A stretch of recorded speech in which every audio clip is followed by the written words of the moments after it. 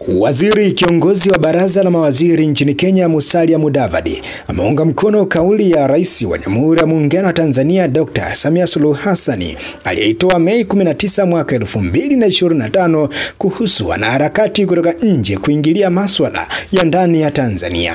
Akizungumza na kituo cha televisheni cha Citizen, Mudavadi amesema kwamba kauli ya Rais Samia ina ukweli na kwamba ingawa Kenya inaheshimu uhuru wa maoni, kuna wakati ambapo wanajamii wanakosa adabu na kuvuka mipaka. Namnukuu akisema kwamba sitapinga kauli ya Rais Samia kwa sababu nadhani kuna ukweli ndani yake. Tuangalie hoja kadhaa, kiwango cha adabu, matusi tunayoyaona Kenya, pamoja na kuwa tuna uhuru wa maoni, kuna wakati kuna kuvuka mipaka, amesisitiza Mudavadi wakati akijibu swali la mwandishi Vone Okwara aliyemuuliza kama serikali ya Kenya ina mpango wa kuchukua hatua za kidiplomasia kuhusu suala la watovu wa adabu.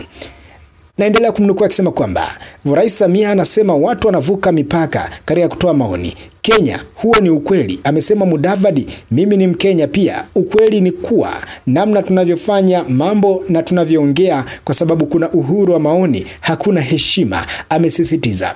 Wakati huo huo, msemaji wa serikali ya Kenya Isaac Mwaura amesema kuwa Tanzania ina haki ya kikatiba ya kujizuia kuingiliwa na watu kutoka nje, hasa iwapo inatambua kuwa mtu fulani hatakiwi kuingia nchini kwa sababu za usalama au mipango ya kitaifa. Akijibu kuhusu hatua ya kuzuiliwa kwa kiongozi wa chama cha ukombozi wa watu Martha Karua, aliyekuwa jaji mkuu Willy Mutunga na wanaharakati wengine 4 kuingia Tanzania, Mwaura amefafanua kuwa ikiwa serikali mojawapo ya nchi wanachama wa Jumuiya ya Afrika Mashariki itaamua kumkataa mtu binafsi kuingia nchini mwao, ina mamlaka ya kufanya hivyo. Amesisitiza kuwa serikali ya Kenya inaheshimu uhuru wa kila nchi mwanachama wa Jumuiya ya Afrika Mashariki na haiingilii maamuzi yao ya ndani. Ikiwa wameamua hivyo, huo ni uamuzi wao. Hatujui kwa nini wamemzuia mtu na serikali ya Kenya haihusiki, ameweza kusema Mwaura.